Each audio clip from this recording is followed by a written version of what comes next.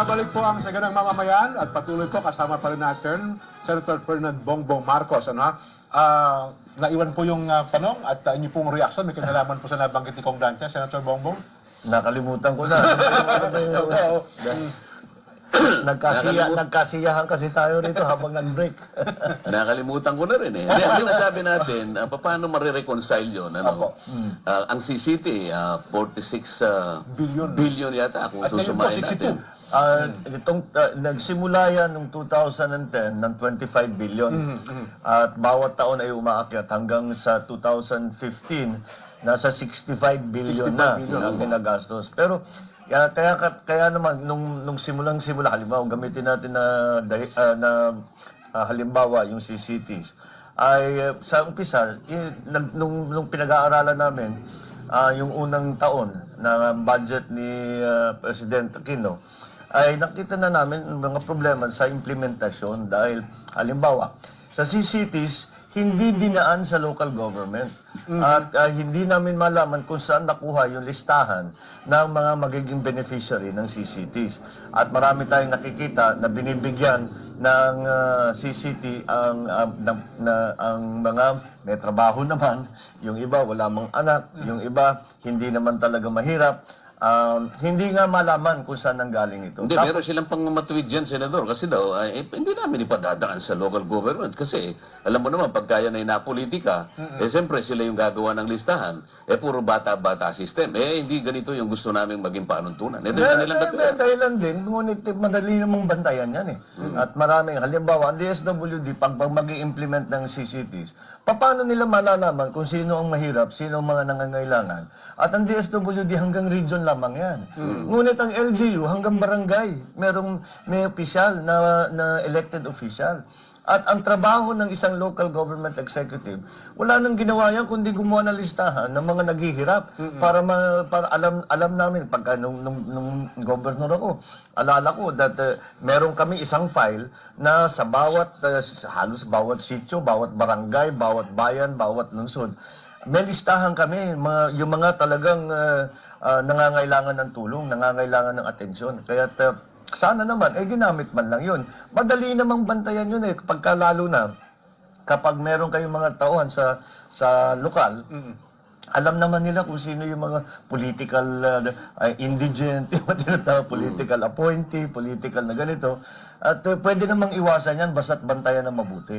At kaya naman, ang nangyari, kaya naman siguro, ay sa kalaki-laki ng ginagastos ng pamahalaan, 65 billion nga sa taong ito, ay hindi umuurong ang poverty rate, hindi umuurong ang unemployment rate, hindi umuurong ang mortality rate sa ating mga ospital, na yun ang dapat na tinutugunan ng CCT.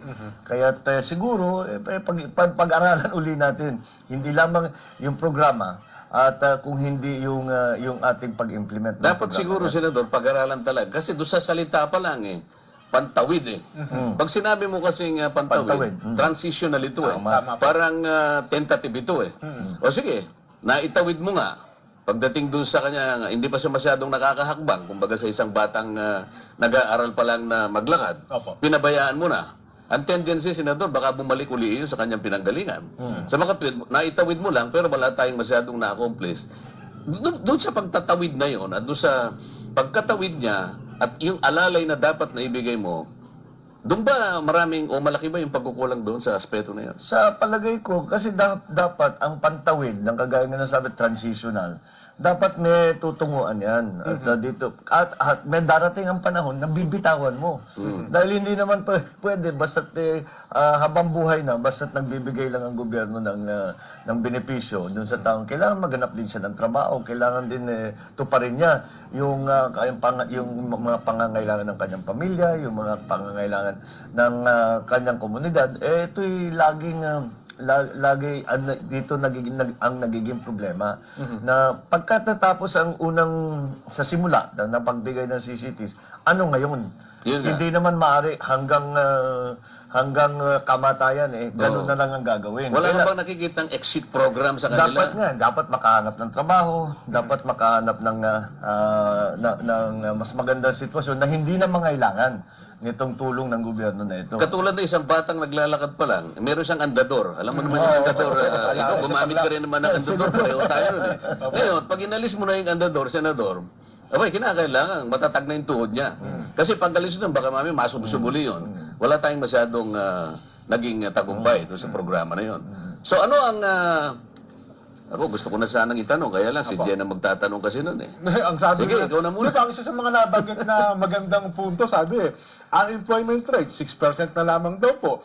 Ang sektor naman ng ating manufacturing, 8% mula 2010 hanggang 2014. Tapos, yung daw pong out of school youth children ay 1.2 million na lang, Senator Bongbong. So parang may resulta din daw ho naman eh. Kaya nga, yun ang sinasabi ko, pinagtatakahan namin. Saan galing yung mga statistic na yan? Dahil, halimbawa, yung 6% na sinasabi ay parang mababa masyado at underreported. Dahil kung pag-aaralan na mabuti, yung yung klasifikasyon ng unemployed ay binago. Kaya may pagbabago rin sa numero, magiging pagbabago sa numero. Ang pundasyon ng ating ekonomiya ay hindi nabanggit ni minsan, agrikultura. Ayun. Wala tayong narinig na kahit ano tungkol sa agrikultura. At nakakapagtaka dahil papasok ngayon tayo na yung tinatawag na ASEAN integration kung saan ay halos bubuksan na ang merkado ng lahat ng mga kasapi sa ASEAN. At ang unang tatamaan na sektor sa Pilipinas ay ang agrikultura at mukhang hindi pa natin masyadong napaghandaan. Ngayon, kung maalala ninyo, bawat taon dito sa administrasyon na ito ay ipinangako sa atin na self-sufficient na tayo sa bigas. At ang nangyari, imbis na naging self-sufficient tayo, ay pataas ng pataas, palaki ng palaki ang importasyon ng bigas. At hindi natin nakikita, wala tayong naririnig na mga programa na mga gustong gagawin ng pamahalaan na tulungan ang agrikultura. Kaya't yun ay kinagugulat din ng marami dahil alam naman natin na karamihan ng mga mahirap sa Pilipinas ay magsasaka. Kaya't kung tayo ay tutulong sa mahirap, siguro isang sektor yan na dapat natin bigyan kaagad ng pansin dahil ito sa palagay ko kung tawagin na ay nasa krisis na ang ang sektor na agrikultura ng Pilipinas. Isa sa binanggit niya, Senador, kung i-relate natin sa kuryente, merong isang sitio na binanggit niya sa bandang mountain province yata ito na nabiyayaan na sila ng kuryente. Alam ko positibo naman talaga yun sapagkat kahit sino naman sitio ang mabigyan ng ilaw, malaking bagay naman yun.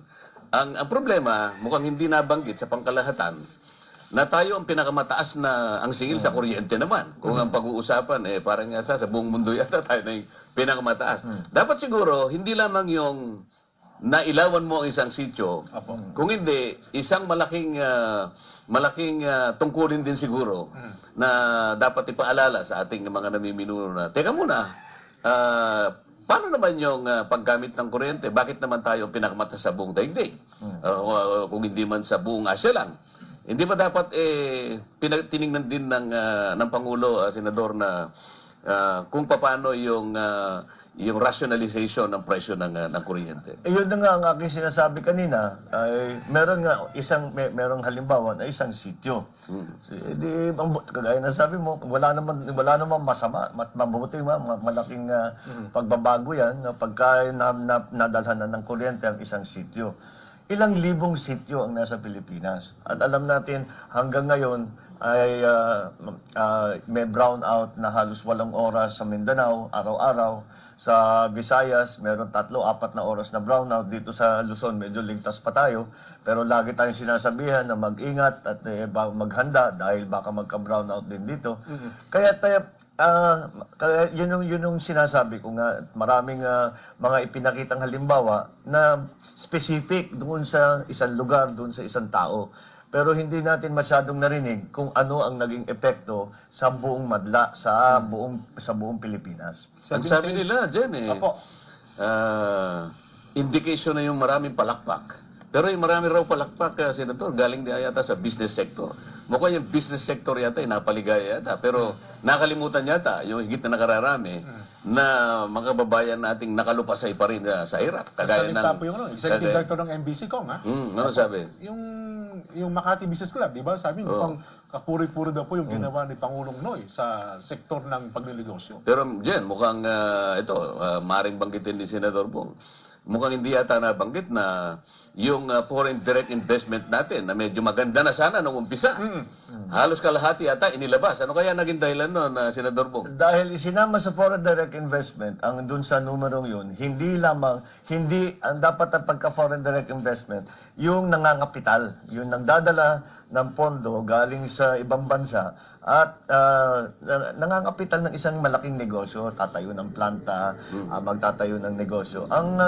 Ang tinatawag na hot money, yung basta't magpapasok lang ng pera, bibili, kikita, aalis din. Hindi, walang bagong trabaho, walang bagong negosyo, walang bagong industriya. At ipinagsama-sama na ngayon lahat 'yun. Ay hindi naman yun foreign direct investment. Kaya kailangan ulit balikan itong statistic na ipinakita sinabi sa atin at tignan natin kung ano ba yung pondo na foreign direct investment na ipinasok na hindi na lumalabas. Pinasok na talaga, hindi labas-pasok para lang kumita. Pagka may pagkikitaan, papasok yung pera. Tapos pag kumita na, ilalabas ulit. Yun ang problema. Hindi natin dapat isama yon sa kalkulasyon pag sinabing foreign direct investment. Mamaya, siguro, Senator at Kong Dante, nagte-text po yung mga reporter ng Senado, BBL daw ho, pakitalakay. Mamaya, usapin ng nabanggit din po ni Pangulong Noy sa kanyang zona ang may kinalaman sa BBL. Sabi po ng ating mga text, Godayan po, hindi po pare-pareho naman sinasabi niya, pero hindi naman nakikita. Puro na lang salita. Dulce ng May Kawayan, Bulacan. Godayan po, Jen at Kong Dante, ang oo-kuya, 40%. Ang hindi po ay 60%. Dahil ang nasiyahan lang po ay mga malaking businessmen. Ang mga ordinaryong mamamayan, hindi ramdam ang pinagyabang ni Pinoy na pag-unlad. Ivan Zamora, Sultan Kudarat. B, ang sagot ko, hindi ako bumilib. 4898. Good morning po mga sir. Jen at Kong Dante. B, hindi ako believe ang mga nakinabang lang ang mga kritiko ni Pinoy at hindi na banggit yung fallen 44. Next President, Rudy. Ba talaga naman Bongbong. Totoo ba yun? Rudy at saka Bongbong. Mamaya po bago tayo matapos, huwag kayong excited. Rudy Duterte nakalagay. Rudy at saka Bongbong eh. Oo. June Reyes ng Jensan. Hindi ako bumilib sa mga sinabi ni Pinoy sa SONA. Dapat sinabi niya din ang ginawang pagkakamali ng gobyerno niya at humingi ng sorry. Ben Cabornay ng Impanta, Quezon. B, hindi kasi nungalingan kanyang sinasabi, puro pambobola lang. 4023. Magbabalik pa po ang Saganang Mamamayan.